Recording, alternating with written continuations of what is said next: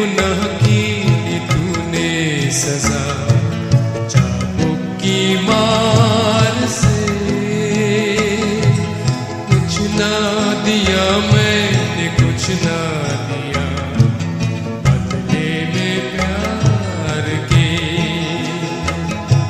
ये क्या किया तूने, क्यों ये किया, जा दे के तूने ये जीवन दिया।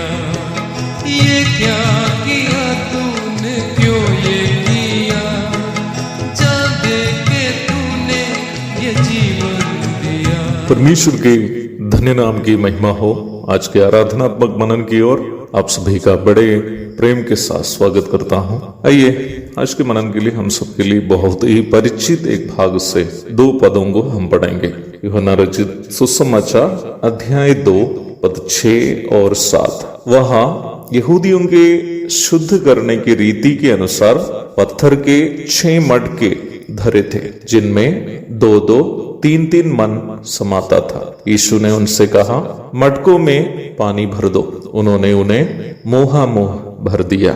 यूहन्ना रचित सुसमाचार के 2 अध्याय की पहली पद से लेकर 11वीं पद तक जो घटना अंकित है, ज्यादातर मसीहियों के लिए बहुत ही परिचित एक बाइबल भाग है। ये भाग कई परिप्रेक्ष्य में बहुत ही महत्वपूर्ण है, परंतु 3 महत्वपूर्ण बातें इस घटना की परिप्रेक्ष्य में आपके सामने आराधना के उपलक्ष्य में रखना चाहता हूँ। मेरी आशा है मुझे सुनने वालों में ज्यादातर लोग यह अंकित घटना से परिचित है। हमारे प्रभु यीशु मसीह काना नामक गांव में, जहां उनको एक शादी समारोह में आमंत्रित किए गए थे, वहां जब दाखरस घट गया था, प्रभु साधारण पानी को दाखरस में तब्दील करते हुए वहां की बड़ी समस्या का समाधान करने का जिक्र हम यहाँ देखते हैं। इस भाग में यीशु मसीह जब वहां पर दाखरस घट जाने की खबर मिलते ही वहां के कुछ सेवकों से कहने वाली बात और यीशु मसीह के कहने के अनुसार सेवक लोग जो काम किया है उसे हम वहां देखते हैं। यहूदियों की रीति के अनुसार विवाह में आने वाले प्रत्येक मेहमान को अंगूर का शरबत पिलाना स्वागत करने की एक तरीका थी। इसलिए ही शादी के पश्चात आप चिकन बिरयानी, मटन बिरयानी कुछ भी खिलाए, परंतु मेहमान आते समय में उनको यदि आप दाखरस नहीं पिलाते हैं तो उसे मेहमान लोग बेइज्जती समझते थे। इसलिए अंगूर का शरबत पिलाना एक महत्वपूर्ण प्रथा थी यहूदियों के बीच में। जब उस घर में जब दाखरस घट गए, हमारे प्रभु यीशु मसीह वहां के सेवकों से कहते हैं कि घर के बाहर रखे हुए 6 पत्थर के मटके में पानी भर दे, और उस पानी को मेहमानों को पिलाने के लिए प्रभु कहते हैं।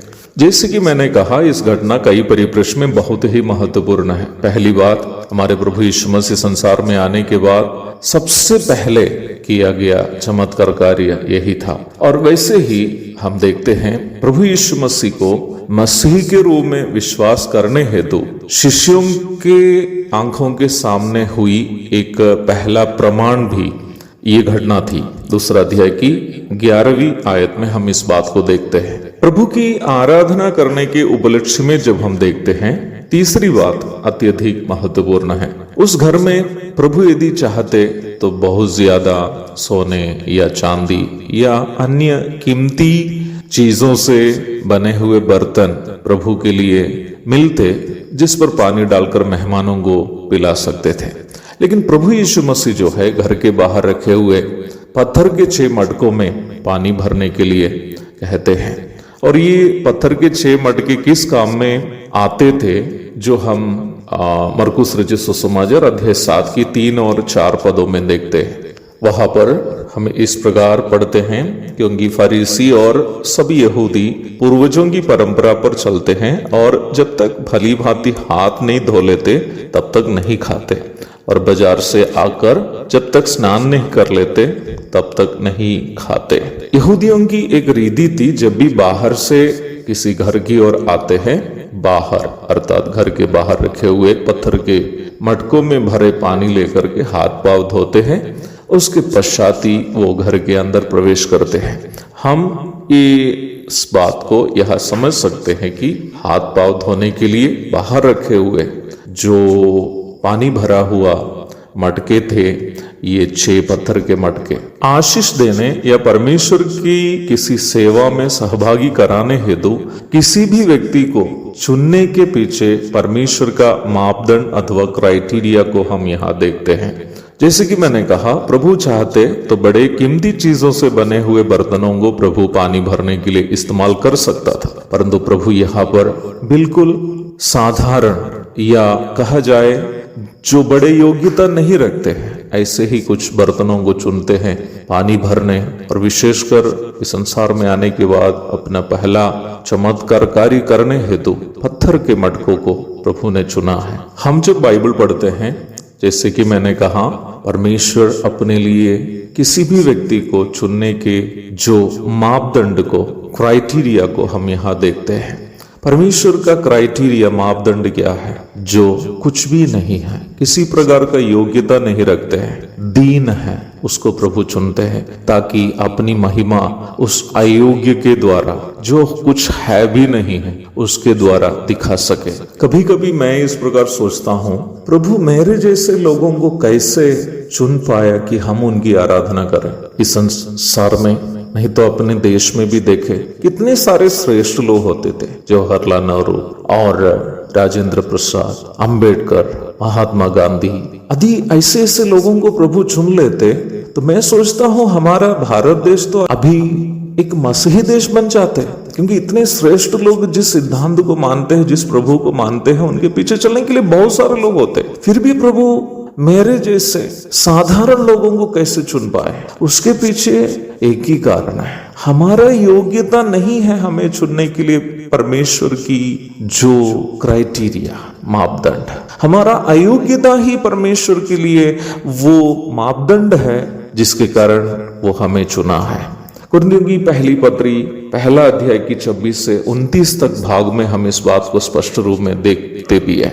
हे भाइयों, अपने बुलाए जाने को तो सोचो कि ना शरीर के अनुसार बहुत ज्ञानवान और ना बहुत सामर्थी और ना बहुत कुलीन बुलाए गए, परंतु परमेश्वर ने जगत के मूर्खों को चुन लिया है कि ज्ञानवानों को लज्जित करे, और परमेश्वर ने जगत के निर्बलों को चुन लिया है कि बलवानों को लज्जित करे। हाँ प्यारों, आज मैं और आप परमेश्वर की संतान यदि है, परमेश्वर की उपस्थिति में आकर प्रभु की आराधना करने के हम यदि लायक हुए हो, तो उसके कारण परमेश्वर की ये क्राइटेरिया ही है, इस मानदंड ही है कि अयोग्यों को, तुच्छ को, हीन को चुन ले ताकि वे परमेश्वर की आराधना करें। हमारा किसी प्रकार का योग्यता या खासियत नहीं है, केवल और केवल परमेश्वर का अनुग्रह जो हमें दिया गया है, जिसके कारण हमारा उद्धार हुआ है और हम प्रभु की आराधना करने के लायक हुए हैं। धन्यवाद भरे हृदय के साथ प्रभु की आराधना करने के लिए और अपने हीनता को, खालीपन को प्रभु की उपस्थिति में स्वीकार करते हुए उनकी महिमा करने के लिए आज का मनन हम सबकी प्रेरणा करें। प्रभु के धन्य नाम की महिमा हो, आमीन। दर्द था मेरा जो तूने सहा, चढ़ के सलीब पे, कर्जा किया मेरा तूने अदा, कांटों और कीलों से। दर्द था मेरा जो तूने सहा, चढ़ के सलीब पे, कर्जा किया मेरा तूने अदा, कांटों और कीलों से। फिर भी ना कम हुआ प्रेम तेरा,